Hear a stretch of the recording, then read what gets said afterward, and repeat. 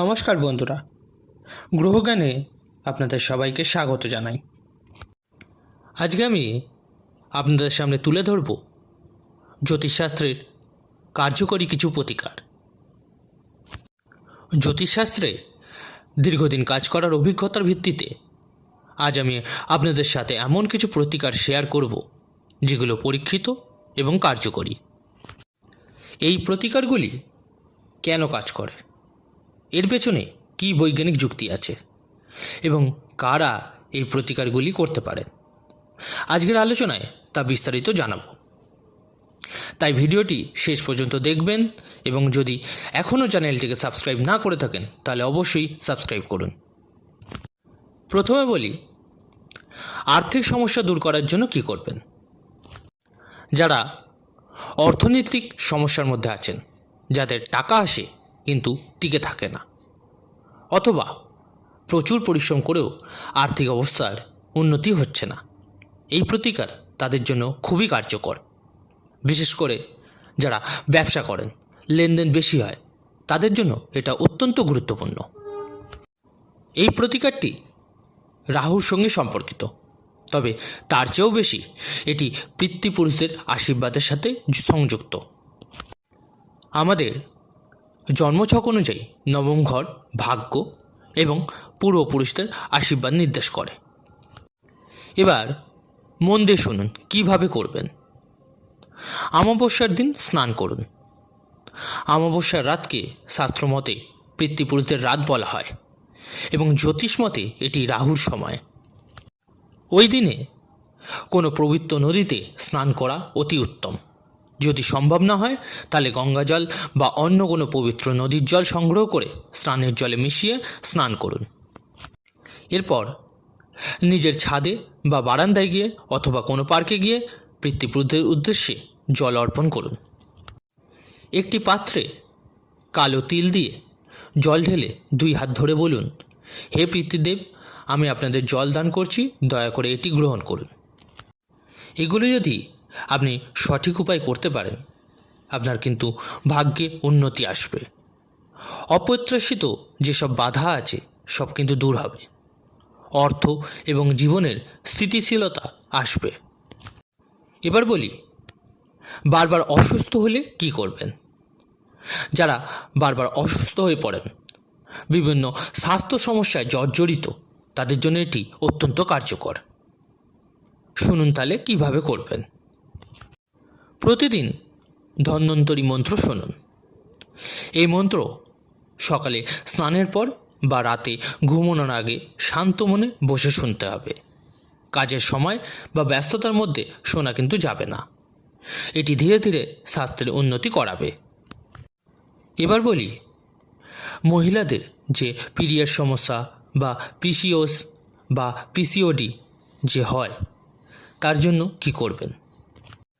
যারা অনিয়মিত ঋতুচক্র, পিসিওএস বা পিসিওডি এর সমস্যায় ভুগছেন, তাদের জন্য কণিকা পরমেশ্বরী মহামন্ত্র অত্যন্ত কার্যকরী।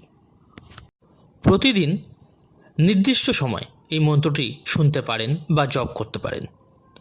এটি হরমোন সংক্রান্ত সমস্যার সমাধানে খুবই সহায়ক। এবার বলি, আপনার জীবনে গতি না আসলে, মানে ধরুন আপনি সব কিছু করেও আপনার জীবনে ঠিকঠাক মতো সেই গতি আনতে পারছেন না। যারা জীবনে অনেক চেষ্টা করেও সফলতা পাচ্ছেন না, সব কিছু ধীর গতিতে চলছে, বারবার বাধার সম্মুখীন হচ্ছেন, তারা প্রতিদিন 21 বার শনি গায়ত্রী মন্ত্র জপ করুন।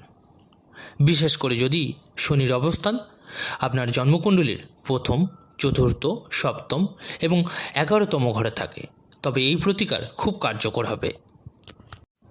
আপনার যদি অতিরিক্ত দুশ্চিন্তা, ওভার থিঙ্কিং ও নিদ্রা না হয়, এসবের জন্য কি করবেন। যাদের বেশি দুশ্চিন্তা হয়, ঘুম ভালো হয় না বা সাহসের অভাব থাকে, তাদের জন্য মঙ্গল গ্রহের এই প্রতিকারটি খুবই কার্যকর হবে। প্রথমে 1 টুকরো লাল সুতি কাপড়ে 1 মুঠো মৌরি নিন। এটি লাল সুতো দিয়ে পুডলি বানিয়ে মঙ্গলবার রাত্রে বালিশের নিচে রাখুন। 25 দিন পর পরিবর্তন করুন।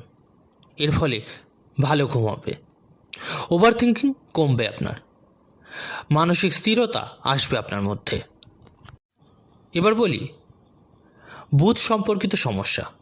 মেধা আছে কিন্তু অর্থ উপার্জন হচ্ছে না।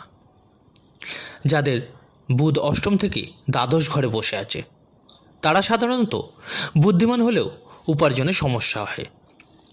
এর কি সমাধান করবেন? একটি তামার পাত্রে সম্পূর্ণ সবুজ মুখ ভর্তি করুন। তামার ঢাকনা দিয়ে মুখ বন্ধ রাখুন এবং সোল্ডারিং করে সিল করে দিন পুরো। বুধবার রাতের দিকে নির্জন স্থানে মাটিতে পুঁতে দিন।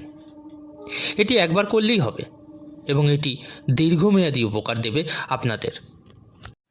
এবার বলি বাড়িতে কিন্তু কিছু সাধারণ নিয়ম মানলে প্রতিকার করার প্রয়োজনই পড়ে না।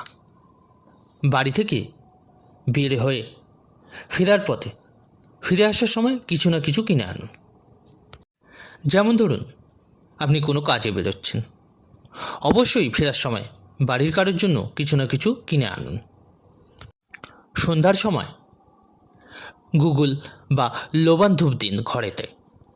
বাড়ি সবসময় পরিষ্কার রাখুন। অপ্রয়োজনীয় জিনিস জমিয়ে রাখবেন না। অপরিচিত ব্যক্তির দেয়া খাবার বা প্রসাদ না খাওয়ারই চেষ্টা করুন। বাড়ির প্রধান দরজায় মানে মেন দরজায় বা বসার ঘরে সেলেনাইট ক্লাস্টার বা অ্যামেথিস্ট রাখুন। এটি কিন্তু খুবই নেতিবাচক শক্তি শোষণ করতে সক্ষম হয়। এখানে আপনাদের বলে রাখি, অনেকেই মনে করেন যে জন্মকুণ্ডলী দেখিয়ে তবে এসব করা উচিত। একদমই না। এই প্রতিকারগুলো করার জন্য কোনো বিশেষ জন্মছক দেখার প্রয়োজন নেই। আপনি যদি যে কোনো সমস্যায় ভুগছেন, যেগুলো আমি বলেছি তার মধ্যে কোনো একটি সমস্যায় আপনার সম্মুখীন হচ্ছেন, তাহলে অবশ্যই এই প্রতিকারগুলো প্রয়োগ করে দেখুন। আর হ্যাঁ, অবশ্যই আপনার অভিজ্ঞতা কেমন হলো তা কমেন্টে জানাতে ভুলবেন না। আর অবশ্যই আপনাদের কাছে রিকোয়েস্ট রইল, আজকের আলোচনাটি কেমন লাগলো জানাতে ভুলবেন না। আর ভালো লেগে থাকলে অবশ্যই লাইক ও শেয়ার করতে ভুলবেন না। আর যারা নতুন শুনছেন অবশ্যই চ্যানেলটিকে সাবস্ক্রাইব করে নেবেন। ধন্যবাদ।